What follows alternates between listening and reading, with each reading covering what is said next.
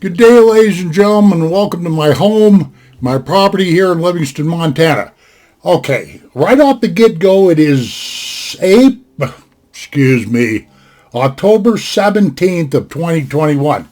Now, this video here, like a lot of my videos, is totally unrehearsed. I have no script.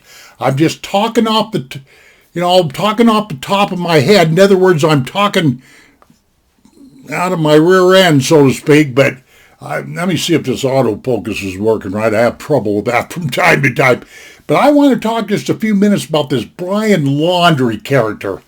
Now, for you folks that want to just leave this video because of the subject matter, I don't blame you at all. Because I've personally gotten sick and tired of watching crazy news media podcasts and stuff like that about this guy, or where he could be, or where he's gone to, or all that stuff. Now, okay, as of right now, the 17th of October, I just got back from a family funeral, so I haven't really been around.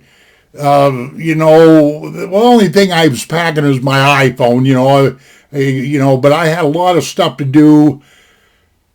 A lot of relatives and stuff to engage with and different things like that. So I wasn't really watching the news too much.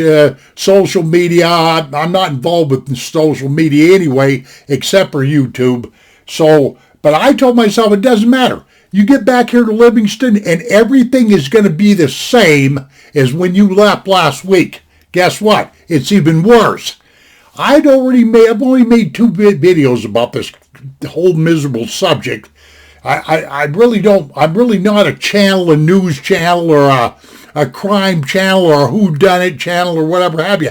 But there is a few things I'm absolutely convinced of. I just can't believe that a whole month or so, whatever the time factor's been, has went by and they haven't been able to catch a skinny kid. This kid is no survivalist. Okay, let me set up a scenario here for you, just for a second. Entertain me for just a second. This kid walks like a duck. Physically walks like this. Walks like a duck. I mean, he's got a walking stance that's so much different than the Native American Indians. I'm just using this for an example. Don't get all weird and racist on me and everything like that. But the Indians, okay, let me tell you folks something in case you don't know. They taught themselves to walk 1 foot like this, 1 foot ahead of each other, because it's easier to stalk that way. It leaves a less of a sound on the ground and all this stuff. But this is typical white man style, walking like this, walking like a duck, a human duck. You can't tell me that somebody can't track, and keying on my words here, can't track somebody in a muddy situation walking like a duck. I'm going to let that soak in a little bit here. Let me tell you what. I could track somebody from here to hell and back that was walking like a duck in a muddy situation. Man, I've tracked mule deer before on hard baked land and still been able to find him, keep up with him, and whatever have you. I've spent my whole life, first of all, I'm a Vietnam veteran. I survived that mess. I've survived lived through countless hunting episodes. I've been in blizzards. I've been stranded before. I've had vehicles break down. I've had to spend the night. I am actually a true survivalist. I'm 70 years old. I've spent hundreds and hundreds of hours out in the bushes, out in a lot of different mountain ranges, so many I can't even remember, doing one thing, surviving. But really, I was probably hunting or fishing or whatever have you. I know what it takes to survive in the great outdoors. This kid that walks like a duck, this was a mama's boy. I could tell everything about any recordings I ever seen of him. He was a mama's boy, okay? Guys like this don't survive out in that Carlton's reserve or something like that for a whole month or 6 weeks or whatever it's been. I already made a video about this. That is a harsh jungle-like country in there, terrain, whatever have you. As a Vietnam veteran, I know exactly what it takes to survive in that kind of thing. That kid, that kind of environment, okay, excuse me. Slow down, Jim. You'll get your point across. That kid is not there. Okay, if he is there, I've talked this over with my son-in-law down at this funeral I was at and everything, and we both agreed that grief or guilt might have got to him. He could have shot himself in the head or done anything and became gator food. Because why in the world right now, as of this date, I do believe they're still crawling over that area with cadaver dogs. They've got all kinds of dogs. You got scent dogs, bloodhound dogs, but cadaver dogs are used for one thing, finding dead bodies mostly. That I personally don't think he's there, and I don't think he's up on that Appalachian Trail, to be quite frank with you.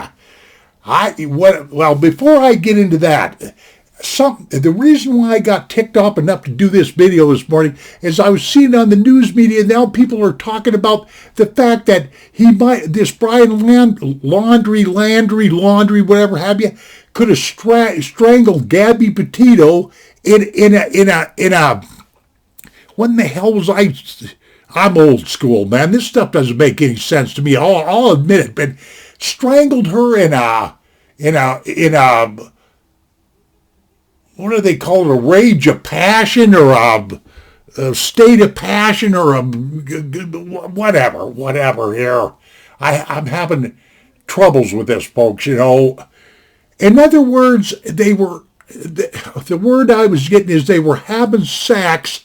And he was strangling her because supposedly people like that, you're going to have to excuse the ever-loving shit out of me. Excuse my French, I don't care. That's so much nonsense, so much bullshit, I can't believe it. Look, I've been married for 47 years. Matter of fact, I asked my wife this morning, I said, in all the years, Penny, that we've been married, have you ever thought about having me strangle you while we were having sex? She goes, no, but she says, I have heard of that stuff before. I guess it comes under slave and master or whatever have you. So you're going to have to excuse me again. I had a few girlfriends before I met my wife and everything. Any woman that I was ever with never said anything to me about, oh, hey, if we have sex, strangle me. The hell is this nonsense?